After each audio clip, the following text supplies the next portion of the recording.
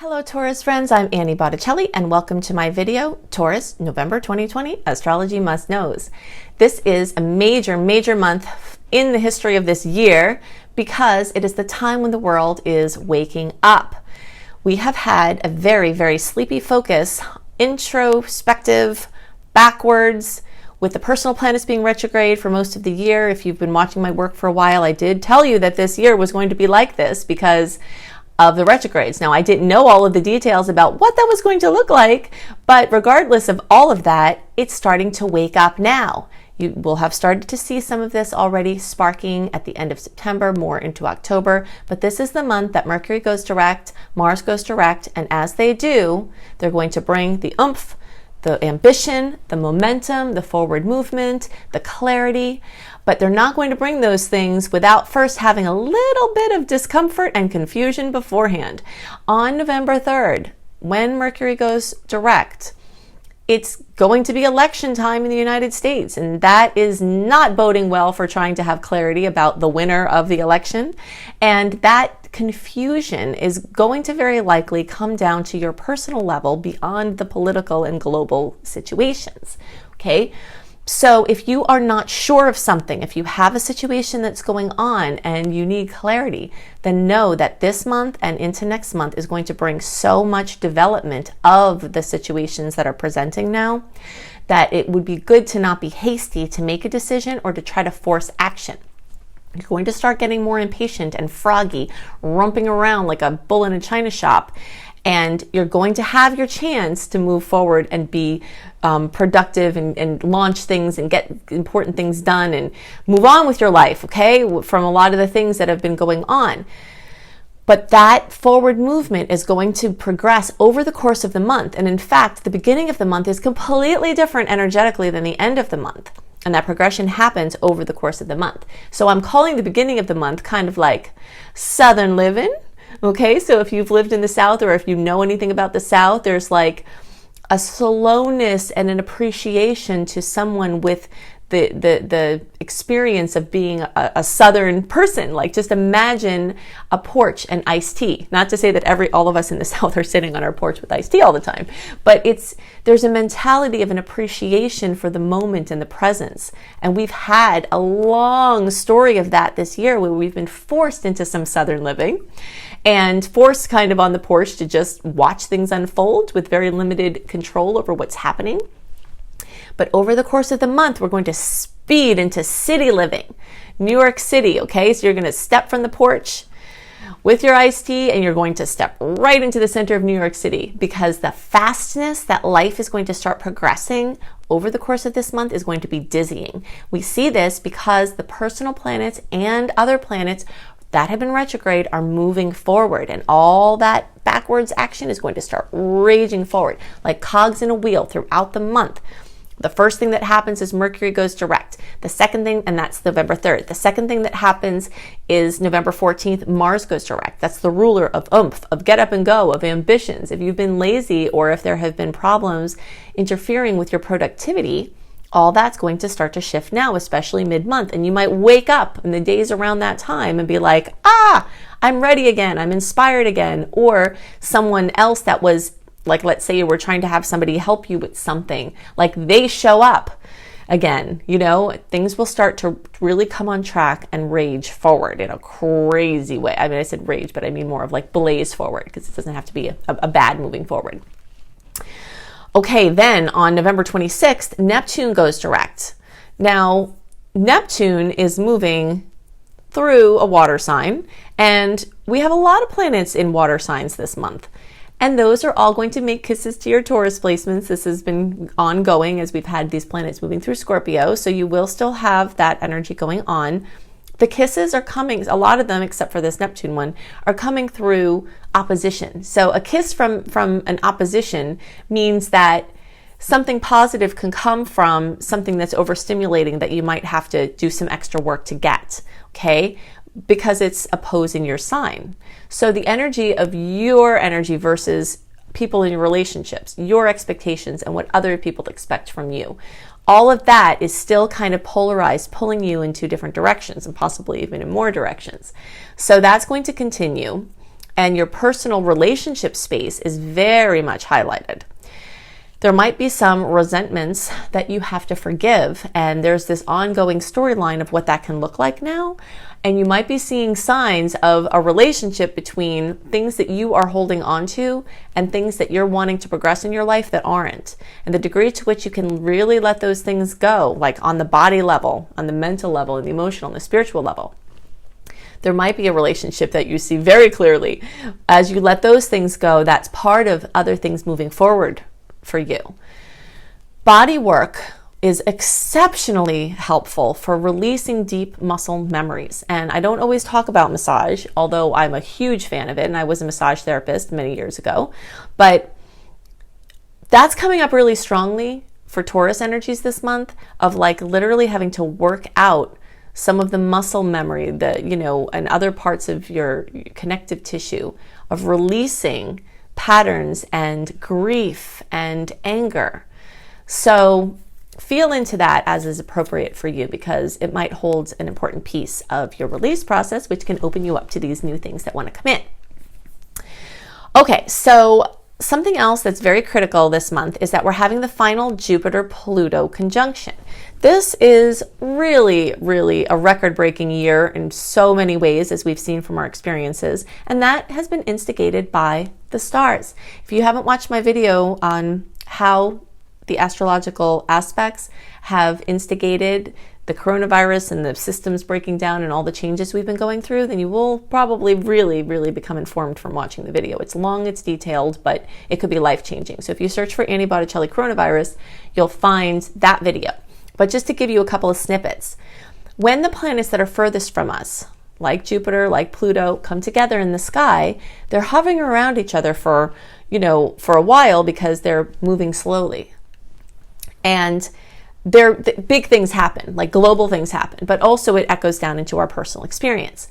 The last time Jupiter and Pluto got together before this year was when, like in the 2009-ish time frame, when the markets broke down, the subprime lending market broke down and sent a cascade rippling throughout the whole financial sector and then affected a whole lot of different things. And that was just one pass of Jupiter and Pluto connecting. This year we had Jupiter and Pluto connecting 3 times. If you've ever heard of that expression, things happen in threes, I believe that that's astrological, because there are many instances astrologically when an aspect will occur because a planet's moving forward, connects with another planet, it instigates effects. Then one of the planets goes retrograde, crosses back over that planet, and that's the second time, and then it goes direct and crosses back over a third time. And that's what's happening this year, and the final pass of that is this month. So April 4th, June 30th, and November 12th have been this storyline, and since these are outer planets, like it could be weeks and months even before and after those aspects that you feel it, because it's not just like on the day it happens, it's like building up, it's building up. So all this stuff with coronavirus was building up in the couple of months before the shutdown of the world that happened in very close proximity in the beginning of April to this Jupiter-Pluto conjunction. That's not a coincidence. Then there was more movement along those fronts at the end of June. And now we've got the final story here. And when I say the final story, it doesn't mean coronavirus and all of the things we went through just go away completely per se.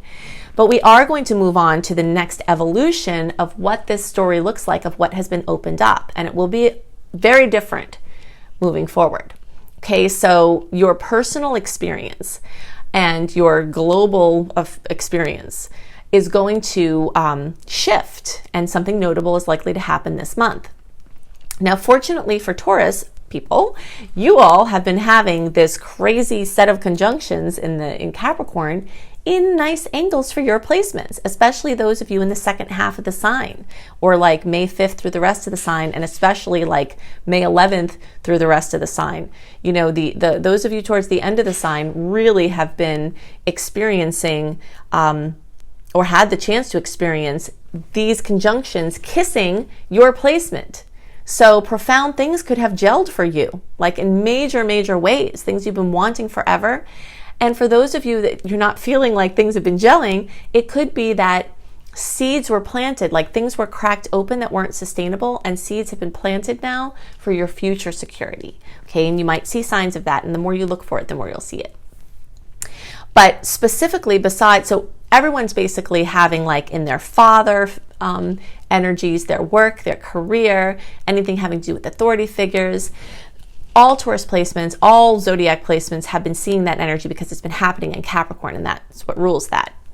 But specifically for Taurus placements, there's also this energy in the 9th house. So this has to do with immigration topics, international travel or other connections, languages, international business, teaching and learning. Teaching and learning is a big, like how we teach and how we learn and how we go to school and how we go to work. That has been very much activated, like the changes have been activated by the Gemini Sagittarius eclipse cycle that started in the middle of the year when everybody went into, they're homeschooled now. And that's going to continue the storyline of the evolution of how we work and how we teach and how we learn.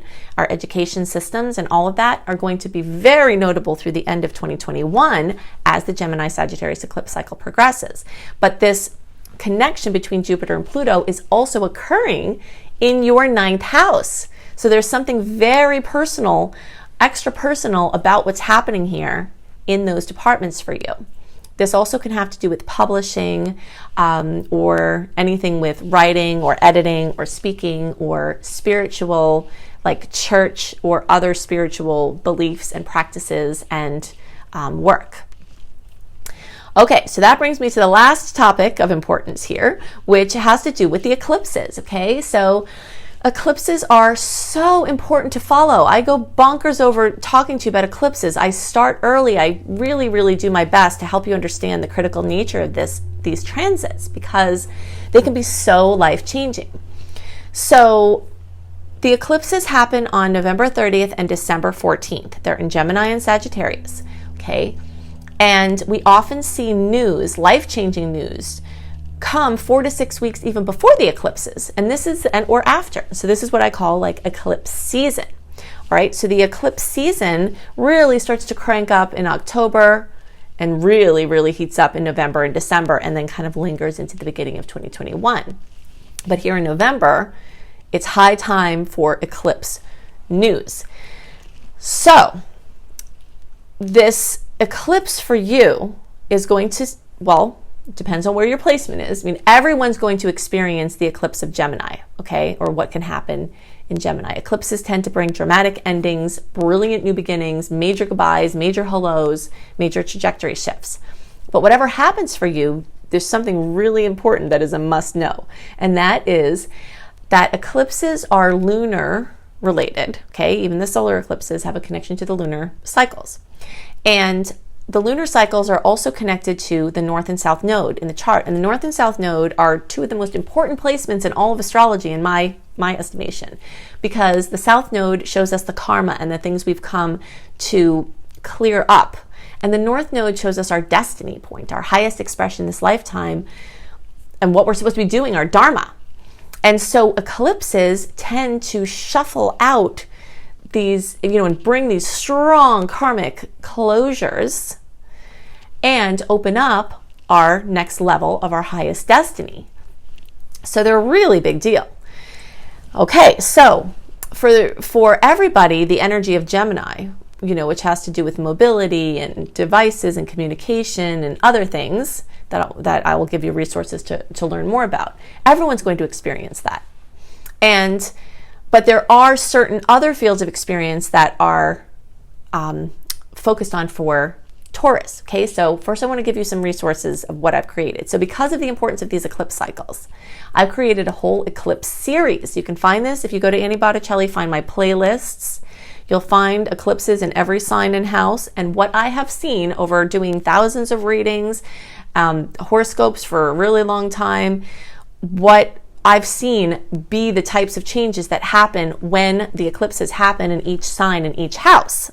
Okay, so that gives you all of that information. So you'll want to find my eclipses in Gemini, all right? Every Taurus is going to have potential effects there. You'll also want to find, so if you search for Annie Botticelli eclipses in Gemini, or you go to my homepage where the playlists are, you'll see it. Look for the eclipses in Gemini. That's relevant for all Taurus. Look for the eclipses in Sagittarius. We'll talk more about the Sagittarius eclipse in the December report, but you will start feeling those energies, potentials in November as well. So eclipses in Sag. Then for those of you who are like April born into the beginning of May, you all are also likely to see changes in your finances in the second house. So search for my video, Eclipses in Taurus or second house.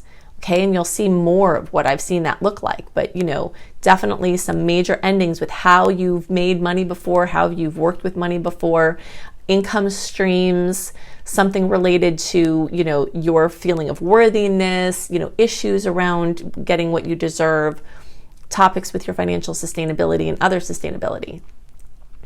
Now, that's for those of you who are April born in the beginning of May. For all Taurus placements, you might feel the energy in the first house. So look for eclipses in Aries or the first house. And this has to do with your definition of yourself, like how you see yourself, what you're putting out into the world, how other people see you.